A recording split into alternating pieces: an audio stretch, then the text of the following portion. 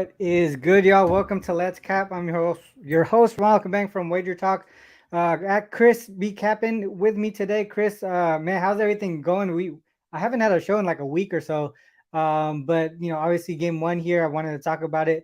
It's just so many shows going on. Everyone's talking about the same stuff. It's tough because I don't like repeating things too much, but at the same time, I wanted to get on here and bring a show up together, but. Glad you can come on. How's everything been going in the NBA? Yeah, everything's going good. I see it's good to be back on Let's Cap as well. We finished off Game 7 with the Boston Celtics and the Miami Heat on one day last week. I can't even remember what day it was. But finished off with the under. RC, we know Game 7s historically go under, Yeah. and we cashed on another under there. I got it at open at 206.5. So hopefully we can kind of keep it going strong. It sucks to not finish the NBA off, in a strong manner, especially when you don't have any more NBA basketball to bet on for the entirety of the off season. So, trying to close out strong. I see we got Miami Heat looking to continue to pull off upsets after upsets, and the Denver Nuggets looking for their first, right? I think it's their first NBA championship in franchise history. So, yeah, let's get to it. Yeah, I was with you with that under, man. I was leaning towards the Celtics too in game 7. Glad I stayed off. I was also looking at the team total. I think I was looking at Miami team total under, right? But I ended up just staying with the full game under. Glad I stuck with it, and to close out that season pretty strong there. I'm at like 60% now, or right above 60% the last 36 plays. So that's like throughout the whole NBA playoffs, pretty much. So hopefully we just continue to close out the NBA playoffs pretty strong here. I know 60% doesn't sound like it's great, but when you're 6% betting, sounds yeah, great. 60, I see. If you yeah, if you a lot know, of then you yeah. know. If you think about it, though, if you think about it, when you go on Twitter, everybody's like 10-0 when there's only one game. You know what I mean? Like there's check marks like fucking crazy. So I know 60% doesn't sound great, but for me, it's very profitable. And WNBA number one in WNBA profit over at Wagertalk as well. So hopefully we continue to kill it in the WNBA too. I know my guys here, Zachariah, he's in the he touches the WNBA as well. So hopefully he's killing it. Let's get to game one here of the playoffs. I'm gonna bring up the screen here and let's see what you got going on for this game one here. Start your breakdown as I bring up the screen. Yeah, I see. So game ones. This is a very similar situation, right?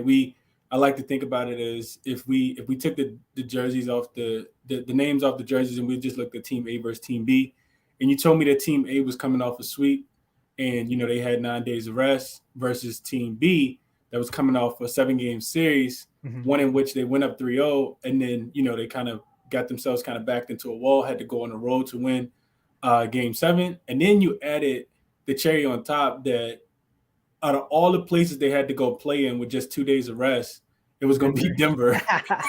I would tell you, I got to go with Team A. See, like I said, it is not really. It was. We when we think about betting, like there's a right side and there's a wrong side, and I just think that I'm always going to bet against that team. And if it was Denver, it'd probably be the same exact situation. Yeah. But then when you think about, so that's like just like a system type thing, right? And then when you think about how well Denver has played, right, or Team A has played at home throughout the playoffs, I think there's something like 8-0, number one offensive rating in the playoffs. They have the best offensive player in the playoffs. They play really good defense at home. It seems more of a no-brainer. I will say this, and I know, it's Miami Heat backers out there. They are 3-0 in game ones in the postseason. They're averaging 120 points. They're allowing 111. And if you take a deeper look into why they win those games, RC, which I did, it's because they shoot the three-point ball really, really well. Yeah. Three-point variance is something that's going to make this series really interesting. If Miami is able to, continue to shoot the ball so well, Yeah. they made almost 15 threes per game, RC, in 3 game ones, right? Remember they upset the Bucks in game 1. Jimmy had 35 points in that game in round 1. Yeah. Round 2, they beat the Knicks. I think they hit 13 threes in that game. And then they went into Boston, of course, and I think they hit 15 threes in that game as well. So they're shooting 46% from the three-point line, specifically in game ones. And the 40% that they're shooting from three-point line over the entirety of the playoffs, of course, is number one as well. So that's how Miami's been able to, score.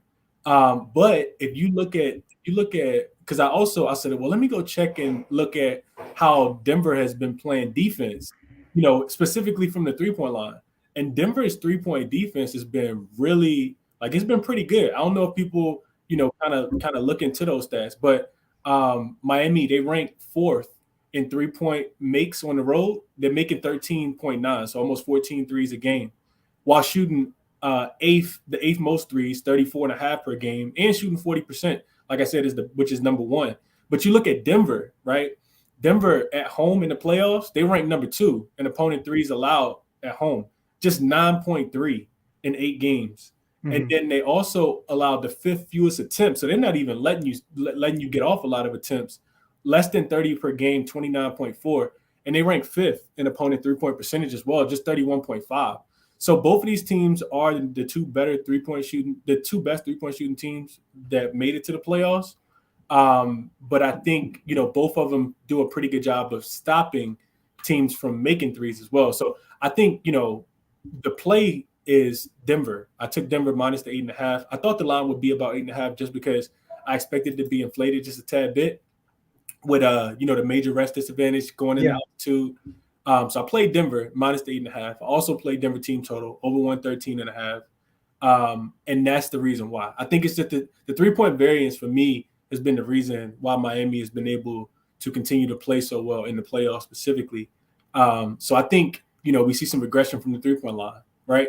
And then the last thing I want to mention real quick, RC, as far as, so all of those numbers kind of back every number that I gave kind of back like the team, the spread, the 8.5, right? But if you look at the team total, the 113.5, one thing I found pretty interesting, RC, is that Denver, their offensive rating has went up every single round in the playoffs, right? And you think about it, like it's supposed to get more difficult, right? So the offensive rating went from a 117 in the regular season to like a 117.2 or 3 in the first round against the Minnesota Timberwolves. In the second round, it went from 117 to 120 against the Suns. And then against the Lakers, who were the best defensive team in the playoffs, it went from 117 to 120. So, and we know that they played better offense at home. So I think, this game goes over. The full game goes over. I really, really like the team total over, which is why I took that as well. Mm-hmm. But I think I was watching Jay Money show earlier, RC, and I heard you mention something that was one of the reasons why I kind of split it up and played the minus 8.5 and the team total over. And it goes back to game one of the Minnesota Timberwolves series, right? Where they just blew the Timberwolves out. I think they beat them 109 to like 80. And they didn't need to score 114 points. They didn't need to, yeah. That could be, I could see that, potentially happening if Miami isn't able to hit their 3-point shots tonight. So I think one of those, of course happens, but I can see both of them happening as well. Those are the two plays that I made, and probably going to get there with the first half as well, minus the 5. Denver has been really, really good in the first half, RC, throughout the entirety of this series. And I know I said that was my last point, but I just want to bring up some numbers real quick. So Denver in the first half, round one against Minnesota, and this is game one specifically, they were up 11 at halftime. Round two against Phoenix in game one, they were up 17 at halftime. Yeah. Round three against the Lakers, they were up 16 at halftime. So if you're telling me I can get a 5 with the best offensive team at home, I like it, especially with Miami coming off a 7-game series. Yeah. What up, Finesse? What up? How you feeling, bro? It's been a minute. It's been a minute. I don't want to bring up. I don't want to bring up history, but I was kind of leaning towards Celtics. I was with you. I was hoping they were gonna make history. But obviously they didn't get it done. I do want to talk about Boston's future, at some point here, but I also want to talk. I want to stay on topic real quick though. Heat Denver game 1, man. We heard what Chris had to say. Kind of looking towards the Denver side here. Are you looking the same direction, or are you kind of focusing more on props, or what's going on with you here in this game 1? Yeah, this will probably be a prop game for me. Chris, as always, makes great points. If I had to pick a side, it would be the Denver side. It would be them to win and cover. It would be first half, like Chris just described as well. I just can't lay 9, especially when I'm still from this Miami team. I'm really, really fascinated in this matchup, especially game 1. Every series in the playoffs is going to be different. So you hear a lot of people bringing up, hit rates and regular season numbers and stuff like that. Playoffs are just so different. Every series is so different. Mm-hmm. I just see so many narratives that can take place. Obviously, the game 7 that Miami just played, as opposed to Denver having rest. Denver's at home, but Miami's a big favorite again, where they've done really, really well. We saw that plenty of times in the Boston series. So it's going to be a fascinating series. I just can't lay 9 in game 1. It would be the way that I lean, but I just can't do it personally. I'm gonna look on the prop side. Series like this, game 1, brand new series, especially this late in the playoffs. I just like to go back to kind of what's been working and what we can. How do I say this? Like what we can expect. It's a weird way to put it, but as far as the best things that we can expect based on what we've seen, right? We know who's gonna handle the ball the most. We know who the offense is going to run through, stuff like that. So, I've been staring at Jokic RA at 23.5 all day. Seems like a pretty high number. I just don't think it's high enough. I think Jokic dominates this series, and that may be.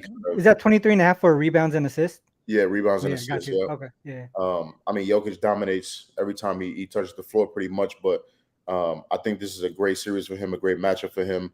I think he's going to control the boards on the offensive and defensive side. And another interesting part of this, there's just so many angles, right? What lineups are we going to deploy? We're going to see more Kevin Love, even though I doubt it, from the Heat side. We know what starting 5 Denver's going to roll out. I'll be interested to see what the minutes look like for Miami. Offenses should look pretty similar. Does Miami stick with the zone as much as they did versus Boston? If they do, I think Jokic can absolutely pick that zone apart. I think the 3-point definitely would, yeah. Because the zone breaker is the high post, right? And you need a big who's able to distribute from that spot, and you have the best passing big in the game, like possibly historically, right? And it's gonna be tough for them. It's gonna because you have Gordon, obviously athletic in that dunker role. You got MPJ and KCP sitting in that corner as well. And you can always just give it back to Murray as well from at the top of the key. There's just so many weapons here. I do also want to see from a prop perspective. I do want to see what Miami brings as far as lineups because there's mismatches on this Denver side. You know what I mean? But like Chris said, it's all about making the shots, right? For Miami here, especially from the threes. Just defensively for Miami, it's tough to see. What they're gonna bring to the table. Like you mentioned, Kevin Love, size wise, it makes sense, right? But he's not gonna be able to move laterally with MPJ. But if you put someone else like Strus or Caleb Martin on him, then you got someone that's a little bit shorter, and MPJ could just shoot over him. I know you're kind of eyeing some props, Finesse, but what do you think about one is MPJ because of the mismatches that he can get, from a point perspective or 3-point props. And then on the other side, maybe shying away from Caleb Martin because maybe his numbers are a little bit inflated from the last series. Go back to Strus, who did pretty well against New York, right? I think he had double digits in every game against New York. I think every game, possibly maybe missed one game. But you see his point prop at 9.5, I think is what I last saw. So what do you think about a couple of those guys that are not the top names on the board? Yeah, starting with MPJ, I think that kind of lends into what I was talking about in terms of capping what we can most expect. MPJ is not afraid to shoot. He's going to get shots up, especially against his own. So he's definitely going to be a guy I go to. I'm looking to pair his 2+ threes with something else. I got to decide exactly what else. I've been back and forth for a couple of days now, but MPJ is definitely going to be a guy target. The fading Caleb Martin, I see a lot of people are already doing that, both in the rebounding area and the scoring area. I just can't do that.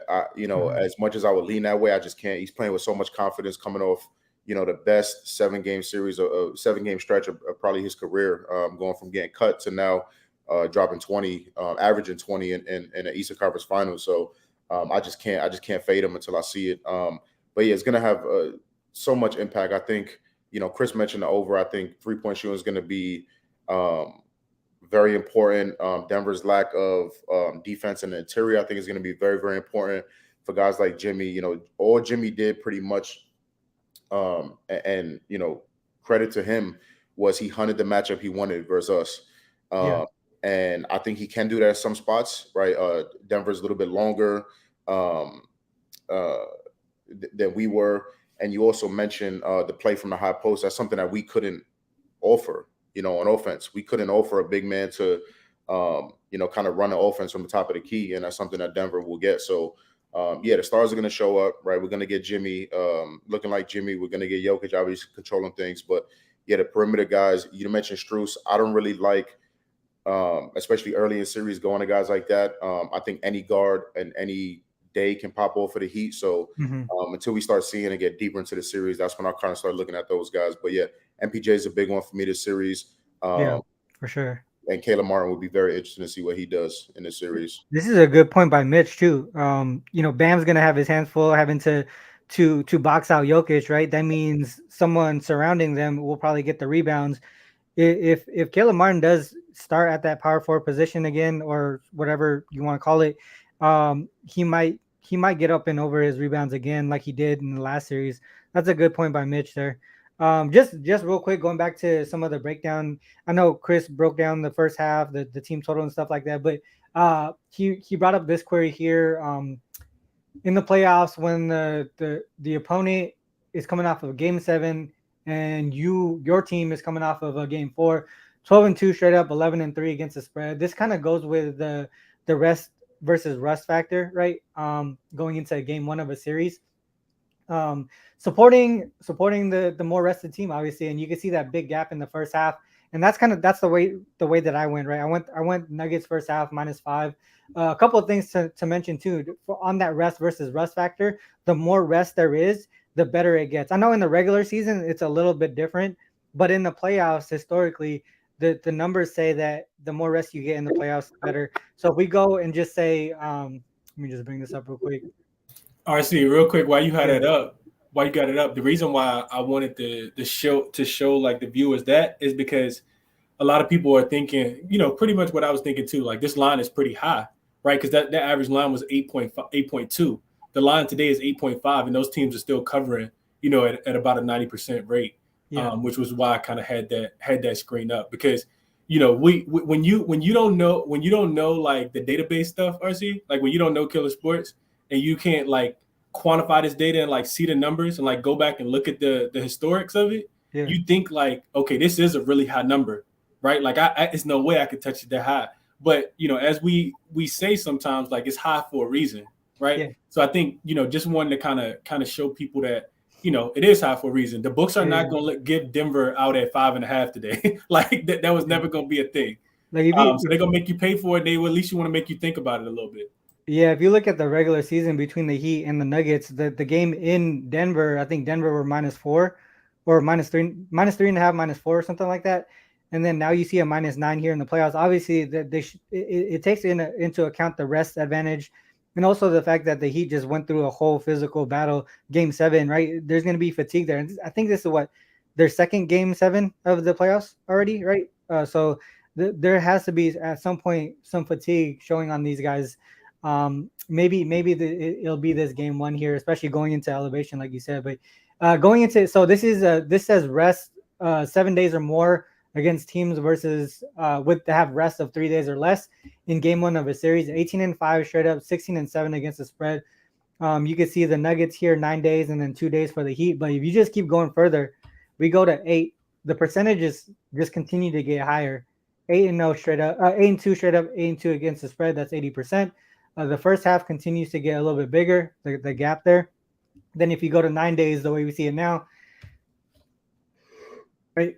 It becomes 3-0, 3-0, right? It's a small sample size, but it's because it doesn't happen too often. But it just goes to show that these numbers here, sometimes Maybe it doesn't. Maybe it doesn't matter. Maybe it does. But at least we know for a fact that the reason why the line has shifted is because of that. Those the advantage, the rest advantage, because the average line continues to go up the more we go. And then the other thing to mention too, if we go back to the matchup in general, right? Heat versus the Nuggets. So if we go team equals Heat, team equals Nuggets, and we go, I think it's since 2018, if I'm not mistaken. Let me just.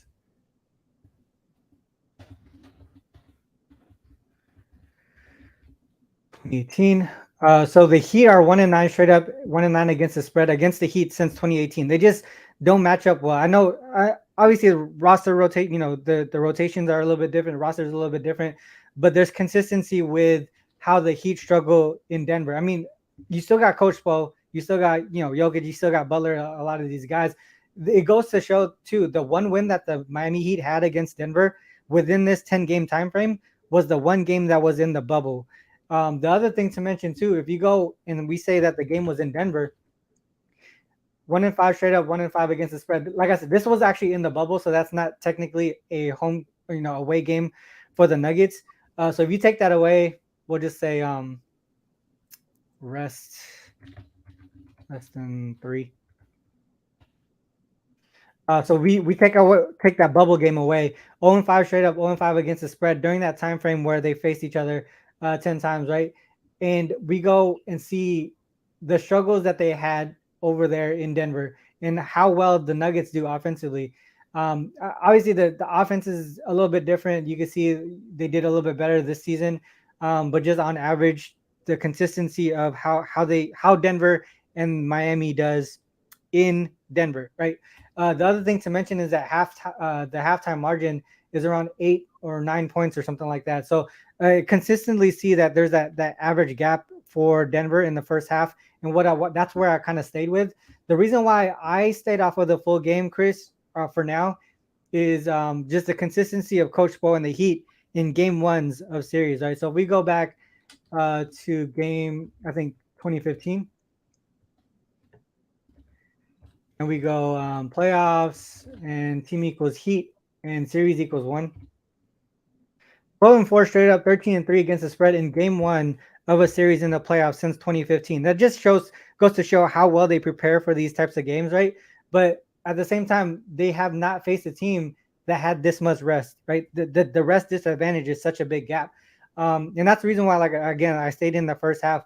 But it also, you can see that the difference between the second half, right? The second half adjustments for Miami, that's where the gap is. And that's what I wanted to stay away from for the most part, right? The second half adjustments of Coach Spo and the Heat. And you can see that I think they covered, this is actually a play-in game. So if we go round greater than 0, that takes away the play-in games. So they've won and covered in 6 straight. They won and covered every single game 1 in 2021 and this season. So that's the reason why I said stayed away from the full game. I know Finesse also, he said this number is kind of high. It makes sense to stay away from that full game.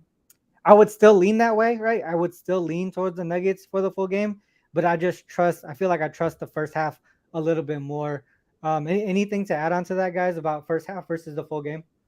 Yeah, just a couple of things. So the query you had up there, I think it was a 7-day rest query. We saw the average line there at almost -6.5, right? So that's the books knowing, okay, this team is coming off, a grueling 7-game series versus a team off rest, and that hasn't mattered. You mentioned they're covering almost 80%. So these big lines, I know, people like me, get scared off of lines like that, but we seen an average line of 6.5, 7. And it hasn't really mattered. These teams are still covering. And yet you brought up another query. I saw a stat. I don't think Miami's won in Denver. You mentioned a bubble year, which is obviously not in Denver. Yeah. I think it's like 2015 or something like that, 2014. So obviously we know it's a hard place to play with the altitude and stuff, but especially for this Heat team, that's a major stat. So I know it's the finals. Sure. I know they're going to be amped up and all of that stuff, but, that type of stuff matters. Yeah, for sure. Especially it be like what Chris said, right? It being the first game there too. No rest, being the first game there, adjusting to the elevation. So yeah, I would think that the Nuggets take advantage of it early for the most part. And like I said, I want to stay away from the Spo second half adjustments, and that's the reason why I took the first half But like I said, I would lean towards the Nuggets full game still, anyways, regardless. Chris, anything to add to that? Nah, not really. I think the other thing is when we start thinking about like X's, well, not X's and O's, but more like just more like general stats. The Nuggets are the number one rated offensive team in the league at a 119.7. They have a 124 offensive rating with Jokic is on the floor, which is by far the highest of any player. They also, this is something that hurt the Lakers. They're the best defensive rebounding. Not my fault. Not the best defensive. They're the best rebounding team in the NBA in the playoffs as well. And I think that's something that could come back and bite Miami. Miami's not a bad rebounding team. They finished 7th. Well, they rank 7th right now in the playoffs. But when you're talking about number one offense, you're talking about number one rebounding, you're talking about number one in turnover percentage.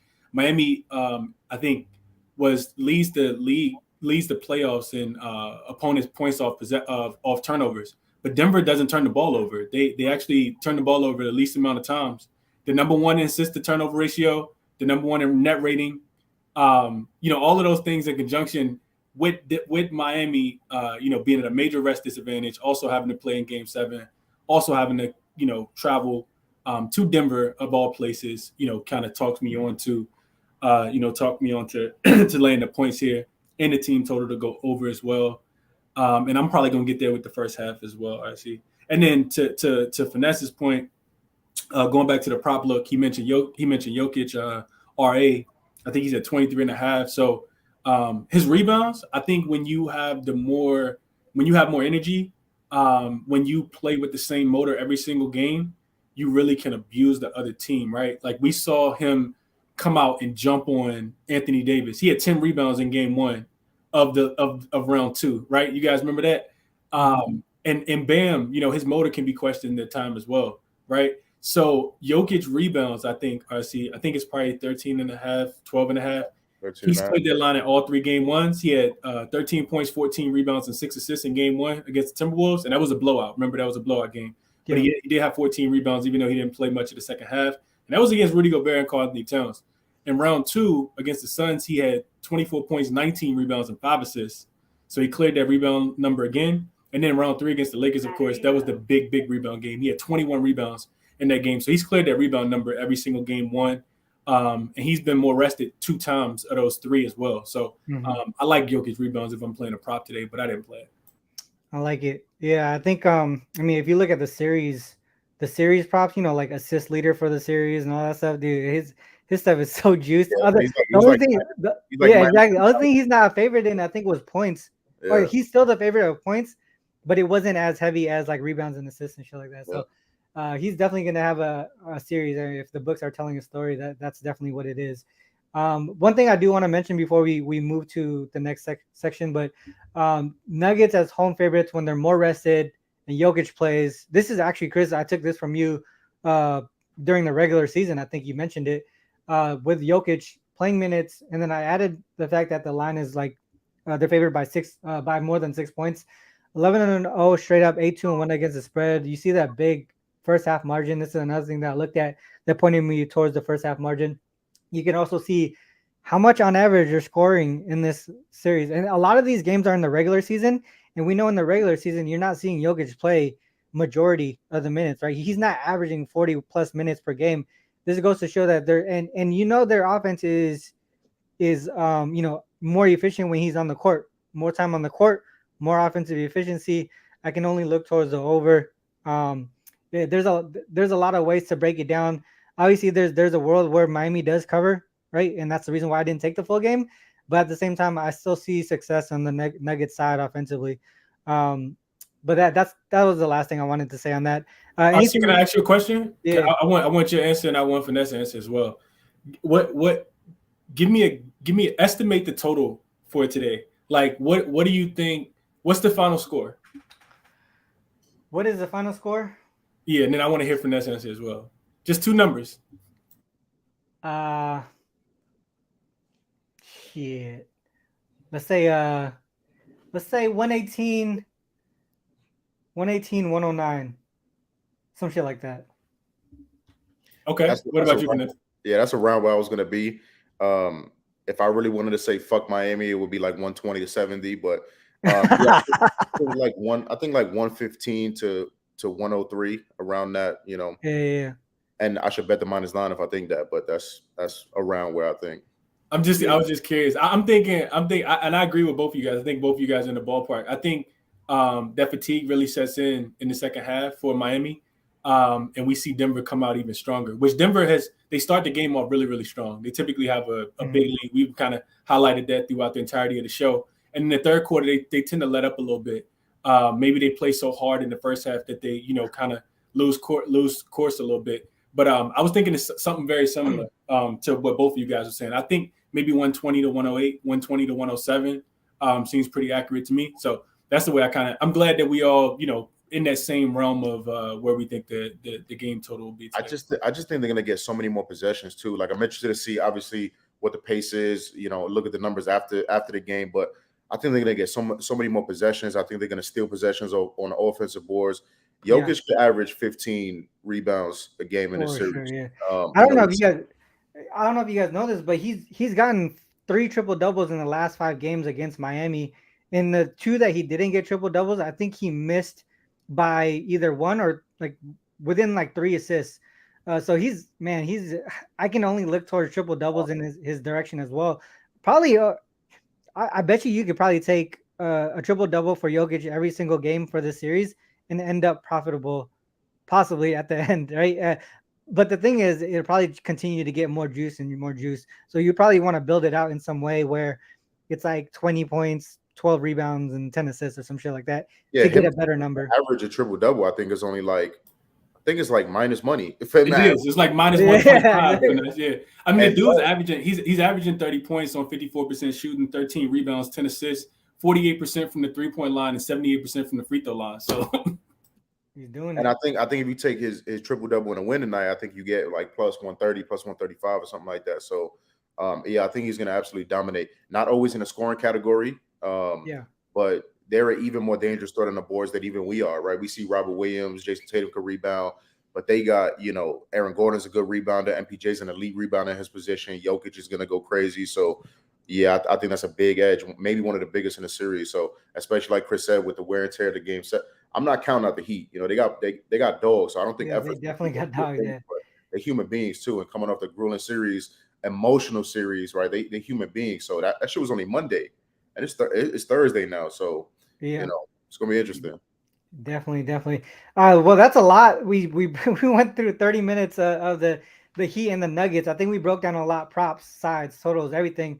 I think we did a really good job of breaking that down. I think we came out with hopefully a profitable day here in the NBA playoffs. But before we do go, I do want to drop my WNBA play today.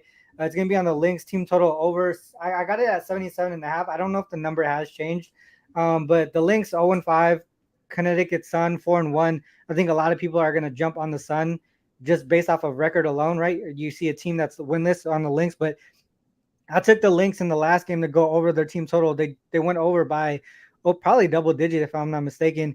They scored 89 points against the Wings. I think they're a lot better than their record shows. They're not an 0-5 team in my book. They're a really good offensive team. They got a whole bunch of hoopers there. They got McBride, Coyer, they got Powers, and then they got Tiffany Mitchell as well. All double-digit scorers historically. And then they got a big in Shepherd, who I feel like will probably have a big day because the Sun, they struggle against bigs. They just gave up, career highs to a rookie center from the Fever. They gave up 14 points, 15 rebounds to a power forward from the Fever as well. And then the Mystics, they also saw success at the power forward and center position from EDD and Shakira Austin. So they struggle against those bigs, and the Lynx have the bigs to be able to do it. I think they get up and over 80 points minimum tonight, and their team total that I got was 77.5. So I went with the Lynx team total over. I can't talk anyone off of playing the Lynx on the spread. It was 7.5 at one point. Probably should have took it there. But now it's down to 5.5. I still believe that they probably have a chance to get it done. But that's the way that I go. That's one of my premium plays there. And then Finesse, I know you're bigger in baseball than both myself and Chris. So if you want to drop a play in the MLB, you can do it. Yeah. Why not, bro? Why not? You're here. Yeah, I'll give you a couple. So I think this game pops over at 8 p.m. I like the Guardians first 5 plus the half a run. I'm not gonna get in the whole spiel, but I like that. What else? Jose Ramirez, I like him too. I played him a couple different ways. He's on the Guardians. For those that don't know, I played him and Bichette in a hit parlay. Bichette already cashed, so we're just waiting on the second half of that. I like his total bases at -105 on FanDuel, and I parlayed Bichette total bases and Ramirez total bases for close to +300. So half of that's already done. Bichette did his job. I like Jose Ramirez. He destroys the pitch mix that he's going to see. He's pretty hot right now. So yeah, just couple in the Cleveland game. I think that pops off at 8 p.m. So here you go. There you go. I'm probably not going to. I was messing with MLB for a bit, but I wanted to focus in on the closing of the NBA and then also the start of WNBA because basketball is where it's at for me. MLB is, I'm working on my models and all that stuff. It's been a roller coaster, so haven't been giving that out too much lately because, like I was telling Chris, there'll be days where the model will go 5-0, then next day 1-4. Just consistently up and down. So I want to get a little bit more consistent with it before I continue to give stuff out. But yeah, Chris, anything before we cut out? Nah, man. Denver for me today, minus the 8.5 at open. Team total over 113.5. Probably gonna add the first half, but I haven't, if I'm being honest. And then if anybody, I know we talked about the total a little bit, RC, but if anybody's wanting just to play the total in general, I do lean towards the over. Since 2017, teams coming off a 7-game series have allowed their opponent to go over their team total 12 or 16 times. The 75% says that Denver goes over their team total today. Also, teams going to a game, teams that make the finals after playing a game 7, 37, 22, and 2 as well to the over. So 62.7% says that goes over. More modern NBA, 9-5 and 1 to the over, 64% coming off of game 7 since 2018. So, play on the over if anybody wants to play it, but I just took the Denver team total over and along with Denver minus the 8.5. And I'm going to add the first half as well, minus the 5. All right, see, that's what I got for you. Best of luck to everybody, especially if you're telling the plays, and enjoy the action tonight. Yes, sir. So I'm going to drop the Nuggets first half -5. And also what I've mentioned with the Minnesota Lynx team total over 77.5. Those are the top plays that I'll give out today. Finesse, you want to drop any of your officials? I know you just kind of gave away your MLB, but drop them again if you can. Yeah, MLB, Cleveland Guardians first 5 plus a half a run. Jose Ramirez, however you want to do it. If you want to put him in a hit lay, I like his total bases as well. And in the NBA, I'm still deciding. I'm probably just hop on the first half with you guys. I think that's the best way to attack the game. Yeah. And Jokic over 23.5 rebounds and assists. But yeah, it was a pleasure joining you guys again. I got to get my shit together, bro. My camera quality is the worst on the panel right now. Chris drinking 300 milliliters of water. I'm smoking cigarettes. I got to get my shit together, bro. You know what I'm saying? So I'm going to work on that, and I'll be back. Yes, sir. Let's get it back. Let's get it back. The triple threat here. Yeah. Well, guys, we broke down the NBA. Gave out some WNBA. Gave out some MLB. Thanks to Finesse there. With that said, that's the end of the show. And like what Chris said, man, it's on you guys to really take the information and do what you will with it. Hopefully, we all cash together for the most part, right? But that said, guys, whether you fade us or follow us, it is on you guys to make that call. Good luck with all your action. Till next time. Peace.